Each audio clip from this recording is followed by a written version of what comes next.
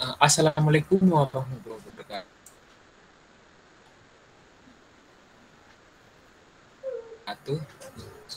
Perkenalkan, kami dari kelompok 6 akan presentasikan hasil studi kasus dari tugas besar bahasa data yang judul sistem jual beli seller dan customer di Tokopedia.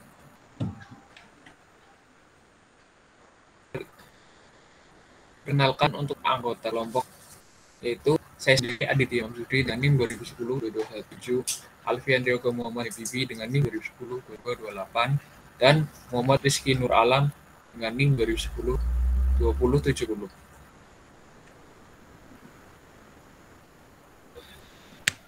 Untuk yang pertama, Tokopedia.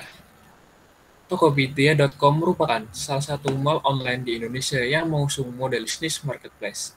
Sejak diluncurkan hingga akhir 2015, layanan dasar Tokopedia bisa digunakan oleh semua orang secara gratis.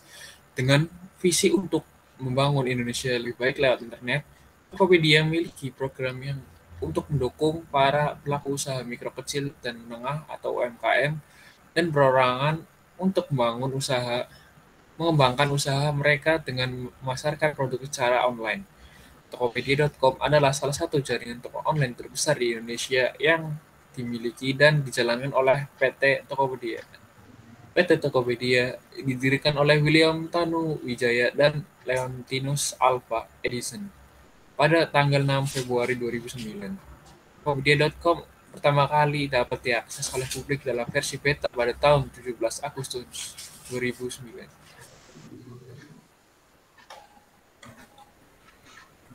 Tujuan Tujuan dari dibuatnya perancangan basis data sistem jual beli seller dan customer di Tokopedia yaitu satu untuk menyelesaikan tugas besar dalam mata kuliah basis data. Dua, untuk mendeskripsikan penggunaan basis data dalam sebuah e-commerce Tokopedia. Tiga, untuk mengetahui workflow yang terjadi pada web e-commerce Tokopedia. Empat, untuk dapat memahami alur RD pada e-commerce Tokopedia. Yang kelima, untuk mengetahui keamanan seller dan customer pada e-commerce Tokopedia. Proses bisnis. Proses bisnis sistem basis data pada Tokopedia secara umum melibatkan customer atau pembeli. Maaf, saya screen-nya tiba-tiba mati.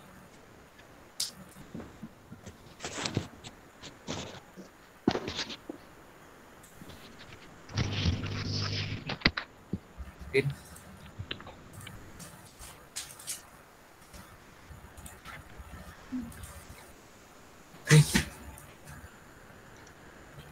Hoi, Iya, mati saya screen-nya kocak.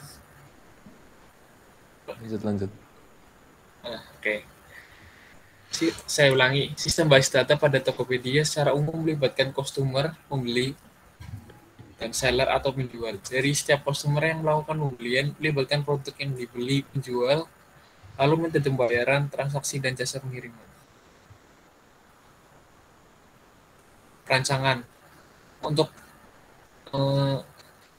berikut ini adalah contoh invoice dari Tokopedia setelah sudah melakukan pembelian yang sudah sampai di tangan pembeli. Jadi dibutuhkan satu invoice untuk setiap transaksi sudah cukup buat perancangan basis data.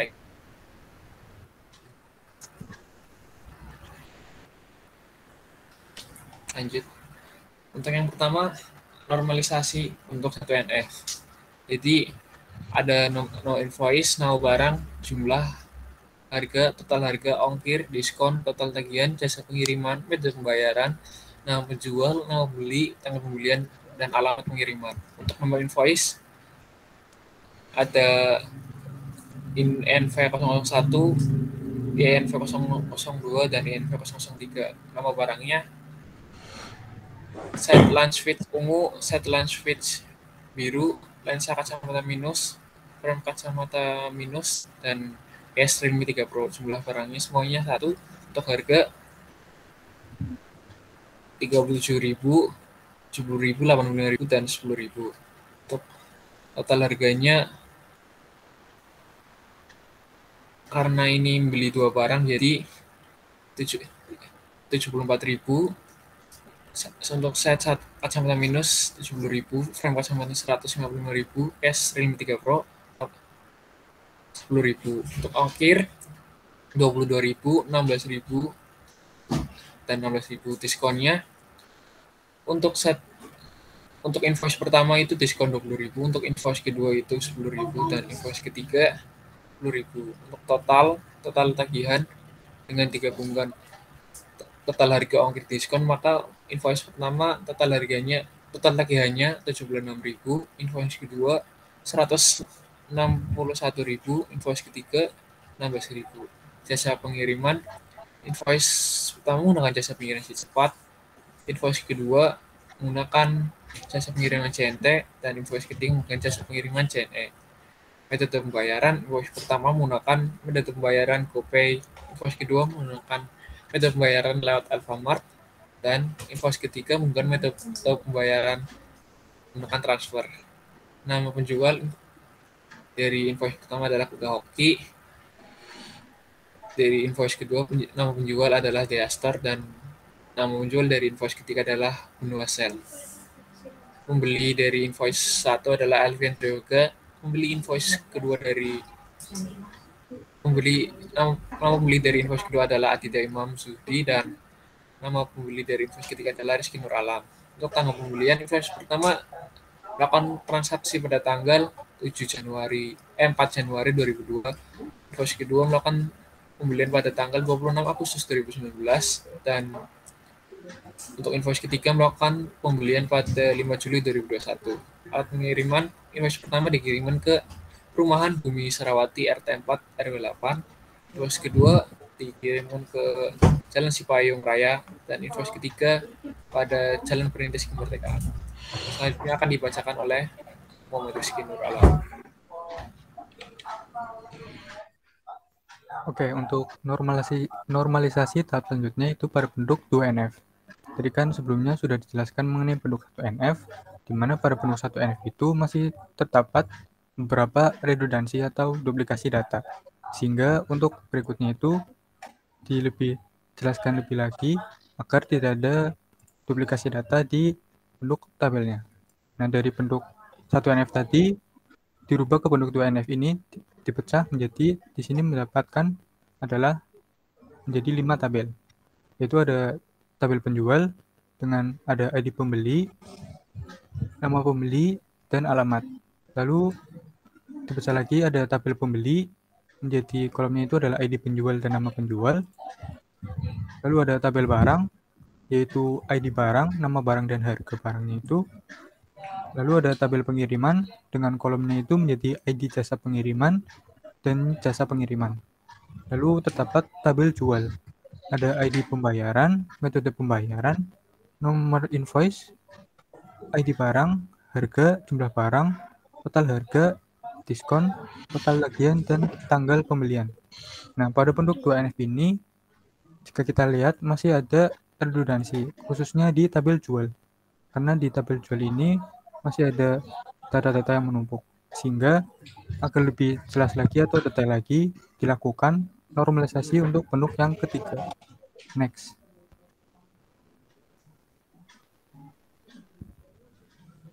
Nah, di sini untuk penduduk ketiga atau penduduk 3NF, untuk tabel pemilikan tadi tidak ada redundansi, sudah benar. Tabel penjual juga sudah benar. Tabel barang juga, tabel pengiriman juga benar. Next. Nah, di sini penyelesaian dari tabel jual di penduduk 2NF sebelumnya. Jadi kan pada penduduk 2NF, pada tabel jual masih banyak redundansi. Nah, di sini dipecah lagi jadi 2 tabel, yaitu tabel transaksi dan tabel pembayaran. Di mana tabel transaksi di sini mendapatkan menjadi kolomnya itu adalah nomor invoice, ID pembeli, ID barang, jumlah barang, ID penjual, dan lalu ada tabel pembayaran. Dari tabel pembayaran ini dipecah tadi mendapatkan ID pembayaran, metode pembayaran, total harga, ongkir, diskon, total tagihan, dan tanggal pembelian. Sehingga untuk normalisasi sudah berakhir di sini, tidak ada redundansi data. Meskipun di sini masih ada data-data yang menumpuk, di sini tidak dianggap redundansi karena untuk data-data yang menumpuk di sini dianggap adalah sebagai kunci tamu. Next.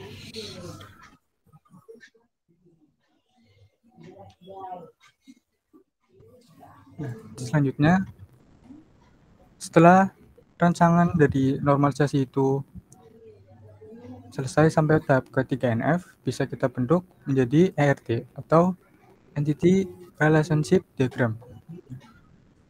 Jika dilihat dari gambar ini adalah implementasi dari tabel-tabel yang sudah dibentuk tadi, di mana tadi ada tabel barang, yang tabel barang itu ada harga, nama barang, dan ID barang. Lalu ada tabel pembeli, ada ID pembeli, nama pembeli, dan alamat. Lalu untuk tabel penjual, ada ID penjual dan nama penjual. Ada tabel jasa pengiriman, di mana tabel jasa pengiriman itu isinya adalah ID jasa pengiriman dan jasa pengiriman. Lalu tabel pembayaran, ada ID pembayaran, tanggal pembelian, metode pembayaran, ongkir, total harga, diskon, dan total lagian. Nah, yang terakhir ada tabel transaksi yang mencakup atau saling berhubung dengan tabel yang lain, yaitu ada ID penjual, nomor invoice, ID pembeli, ID barang, pengiriman dan jumlah barang, pembayaran juga. Next.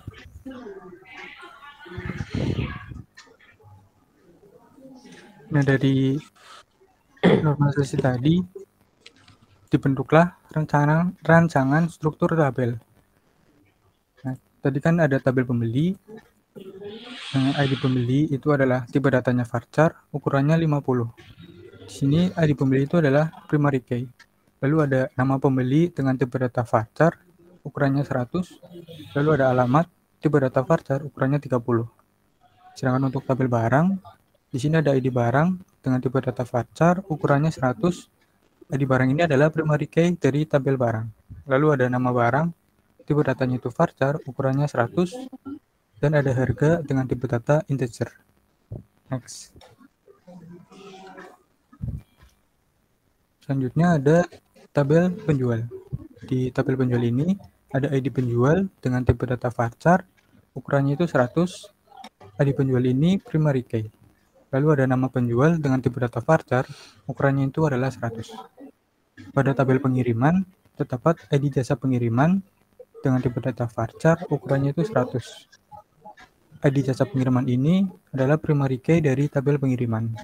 Lalu untuk jasa pengiriman, tipe datanya itu adalah varchar, ukurannya 50. Next. Selanjutnya, untuk tabel transaksi, di sini ada nomor invoice, tipe datanya varchar, ukurannya 30. Nomor invoice ini adalah primary key dari tabel transaksi. Selanjutnya di sini ada ID pembeli, tipe data varchar, ukurannya 100. Ada ID barang, tipe data varchar, ukuran 100. Ada jumlah barang, tipe datanya integer. Lalu ada ID penjual, tipe datanya varchar, ukuran 100. ID jasa pengiriman, tipe data varchar, ukuran 100. Dan ada ID pembayaran, tipe data varchar, ukuran 100. Next.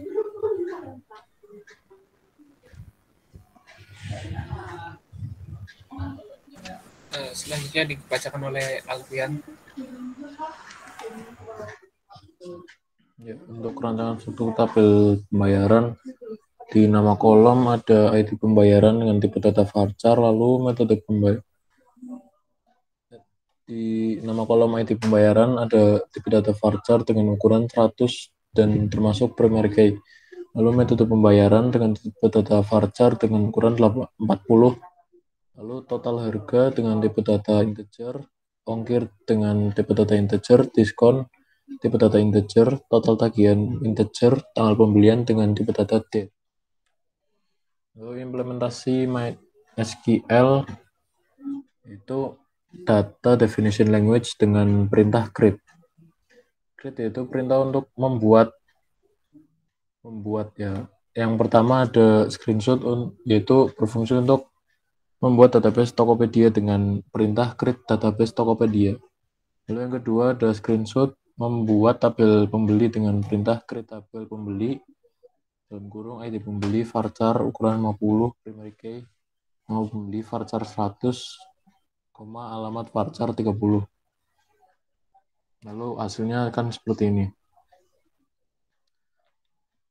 Selanjutnya data definition language. Yang pertama ada alter berfungsi untuk mengubah struktur tabel dengan perintah alter table barang change harga barang integer 11, yaitu mengubah nama kolom harga dari harga menjadi harga underscore barang. Lalu ada drop, itu menghapus tabel pengiriman dengan perintah drop tabel pengiriman, maka tabel pengiriman akan dihapus. Lalu data manipulation language dengan perintah select, itu menampilkan data yang sudah diinputkan ke tabel. Select bintang from penjual akan menampilkan seluruh isi di tabel penjual. Lalu ada insert, yaitu menginputkan atau menyisipkan data ke dalam tabel dengan perintah insert into penjual values PJ001, kuda hoki, PJ002, daya store, PJ003, benua sel. Lalu ada update di data manipulation language, yaitu untuk mengubah data dalam tabel dengan perintah update barang set name underscore barang, tapak makan siang warna biru where nama underscore barang sama dengan set lunch feed biru, yaitu mengubah nama dari tapak makan siang warna biru menjadi set lunch feed biru. Maaf. Yaitu menambahkan barang di bawah set lunch feed ungu.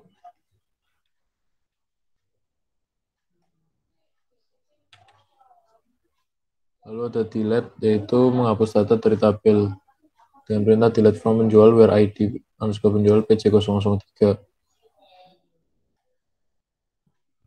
yaitu menghapus data dari baris PJ003 di dalam kolom ID penjual. Terima kasih. Apabila ada kekurangan atau salah kata, mohon dimaafkan. Kami dari kelompok 6 undur diri. Wabillahi taufiq wal hidayah. Assalamualaikum warahmatullahi wabarakatuh.